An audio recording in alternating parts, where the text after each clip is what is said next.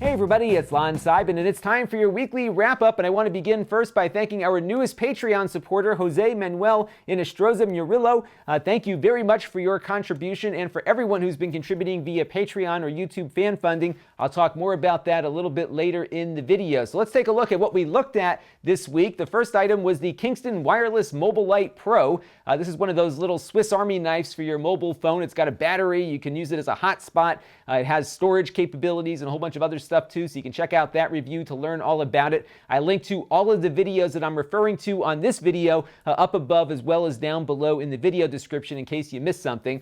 We also looked at the HP LaserJet Pro M402N. This is a very boring laser printer, but believe it or not, printers are the most heavily viewed videos on the channel. It's absurd how many views these printers get, so whenever I have one coming through the channel, I always like to get it on and review it, especially the lower cost items. And what's amazing about printers is that no matter which one it is, there's at least a half a dozen people at some point in the video's lifespan who come on and say the thing is garbage. Don't buy another printer from that manufacturer. So I've reviewed printers from just about everybody, and on every one of those videos you'll find dissatisfied customers. I think the problem is that printers in the consumer electronics computer space are probably the most complex from a moving parts standpoint. These things have more moving parts in them than most of our other electronics do, and they undoubtedly break at some point. And in the case of inkjet printers, they get clogged up and everything else. So there is no perfect printer, and they all will die at some point, usually before you're ready for them to die. But I always just find that interesting, is that no matter which printer I review, there's always some negative comments about the brand. We also did something fun, which was syncing up Android save game files across all of my devices. So as you know, I've got two NVIDIA Shield TVs on my two televisions that I use it on here in the house. Plus I got that GPD XD handheld, which I like a lot. And one of the things that I wasn't doing was playing a lot of old 16-bit games that I wanted to play, because I'd started on my NVIDIA Shield and then I'd have to move the files around manually, the little save game files. And this method that I demonstrated in the video actually gets all that stuff to synchronize automatically. So once I'm done playing on my television, it automatically pushes it over to my handheld as well as the other NVIDIA Shield. So no matter where I'm at, my games, my classic games, are back where I left them, which is really cool. So it's almost like a cloud sync for my old video games, and it works with my Synology NAS router. A lot of you had some other ideas for synchronization, and I'll focus on one of those in a minute because I'm not done with this syncing thing yet. I found a lot of neat stuff from suggestions I got from all of you that I want to look at a little bit further, so we'll talk about that in a second. We also got to look at the SteelSeries Nimbus, which is a Apple only controller for the Apple TV as well as iOS devices. Pretty nice little controller there. So, new studio update. Let me give you a little sneak peek as to where things are at. Most of the taping is done now on the sheetrock. The carpet guys are showing up on Wednesday to measure out everything, so I'm hopefully going to get the carpet put down soon, following by the ceiling, hopefully. And once that ceiling is up, I think we should be ready to get some stuff down there, hopefully. So I'm looking forward to getting very close to the conclusion of this project. It's going to look really nice when it's done, and then I got to figure out what to do with the space as far as set pieces and all that kind of stuff is concerned. I really like the way this is kind of looking here. It's very simple. It's not very busy. I could maybe set up something similar downstairs and change out the photos and the retro gear occasionally or something. So I'm going to play around with a couple different ideas. I am going to have different places to shoot from, so I'll be doing some videos standing up, some sitting down, some in front of the green screen. I'm going to try to change some of the scenery a little bit depending on what I'm looking at. So I can't tell you how excited I am to get down there, because my house is a disaster right now because we're moving everything around to accommodate a new child coming in who's being born in about a month and a half, and moving me out of the living space down into the basement. So soon enough we'll have everything going. So now let's talk about some brands behaving badly. As you all know, I've been focusing a lot on proper disclosures of relationships that YouTube creators have with brands, because I'm getting very concerned about the state of influencer marketing and the fact that to some degree YouTube has the risk of being turned into one giant infomercial, and I think it's time for that to change. And I got a great note the other day from a fellow YouTuber who shall remain anonymous because he doesn't want to get people in trouble here, and I'm perfectly fine with that. He sent over this screenshot he took from a ad platform that he's active in. That will also go nameless, but basically what happened here, he was doing a video on behalf of a brand through that platform, and they sent back a change order asking him to remove the parts where he said the video was sponsored. They said it looks more natural if you say you actually bought it yourself.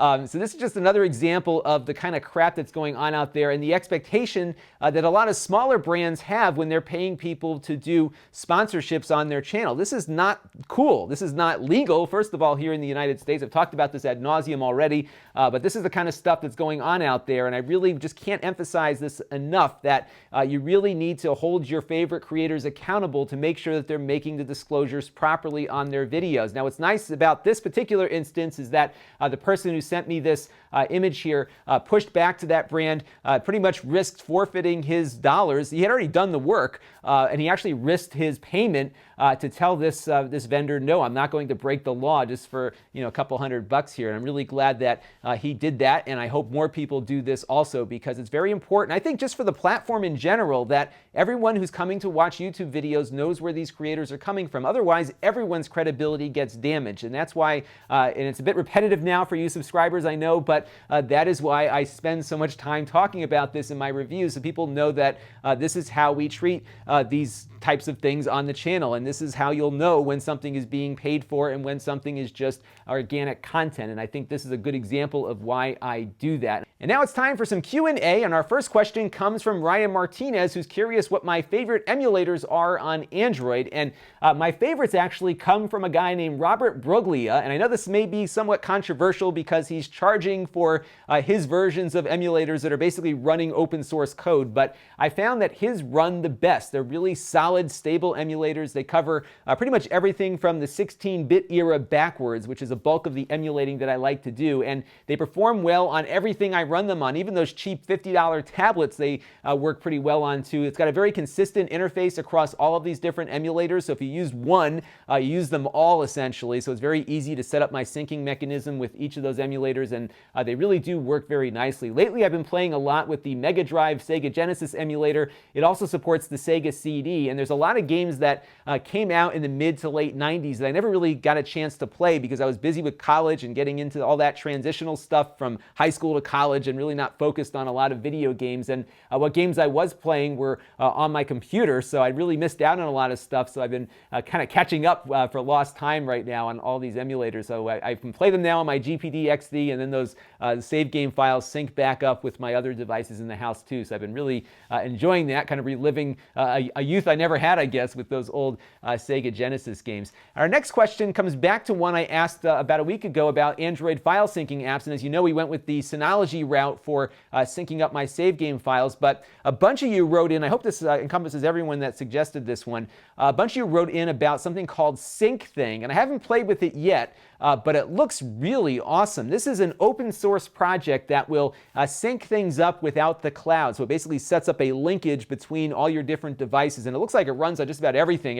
except, of course, iOS. Maybe there's a way to shoehorn it on somehow, but it looks to be really cool, and it might be a neat way to be able to do the synchronization that I was demonstrating in the video we just did without the NAS. So I'm going to play with that a little bit. If it works, I might try that too and just see how that works versus the NAS option that I set up. But that might be a less expensive way to do what I did in that video if you don't want to go out and buy hardware to get a simple syncing project done. So we're going to play with that a little bit in the coming weeks here. So this week, there's a bunch of stuff to talk about. The first thing is that this week is when the two big virtual reality headsets hit the market. So we've got the HTC Vive as well as the Oculus Rift. I bought both of them, so as soon as they get here, we will do some stuff with them. And it's an interesting, perspective we're seeing here, because Oculus is really focused on more of a sit-down experience, where the HTC is looking at more of a stand-up thing, but you're going to have room to do it in. So I'm going to have to rearrange some of the disaster I'm sitting in right now. It looks very neat right here, but the rest of the room is a mess. So I might have enough room in here to set up the Vive,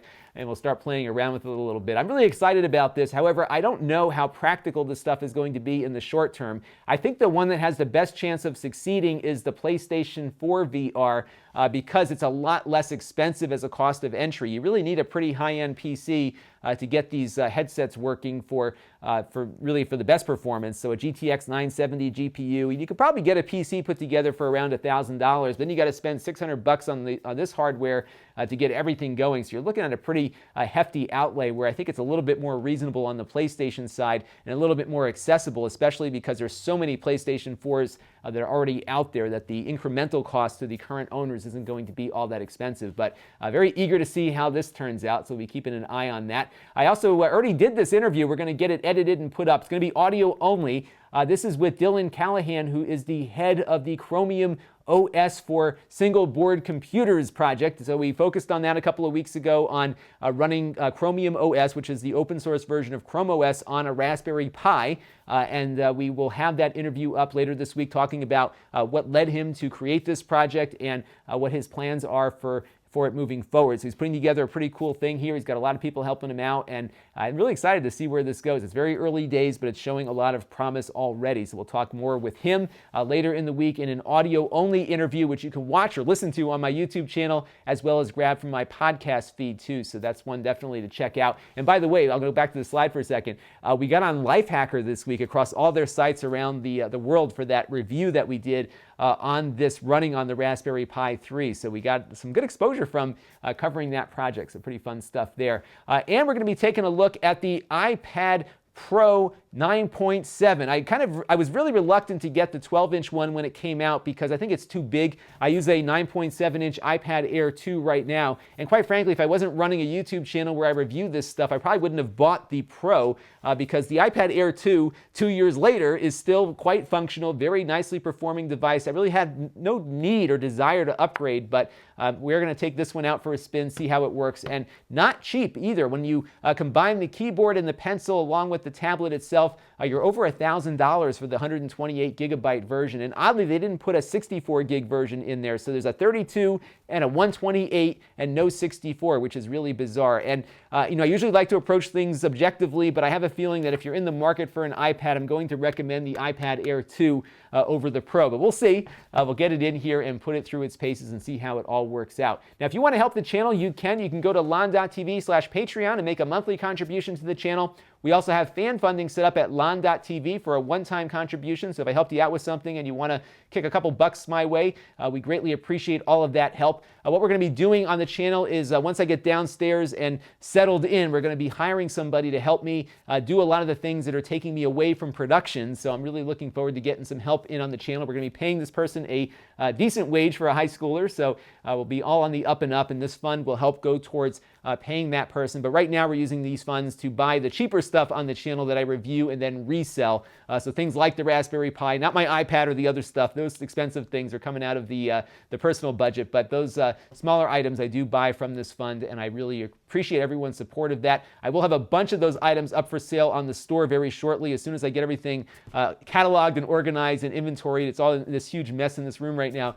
We'll be having another fire sale of a bunch of stuff. I do have a few things left over right now that I just reduced prices on at Lon.TV/store. So if you're looking for a cheap computer, check it out there. Also, we have our Amazon page at Lon.TV/Amazon. That is my Amazon affiliate link. That is a passive way of contributing because anything you buy on Amazon, the channel gets a small portion of that purchase, but there's no increase in price to you. So if you're shopping Amazon, Lon.TV/Amazon is a great way to help the channel, and I appreciate everyone who's been doing that. So if you want to connect with the channel, there's plenty of ways to do that. Lon.TV/email for the email list. We'll announce the live stream on that thing once I figure out when I'm doing it.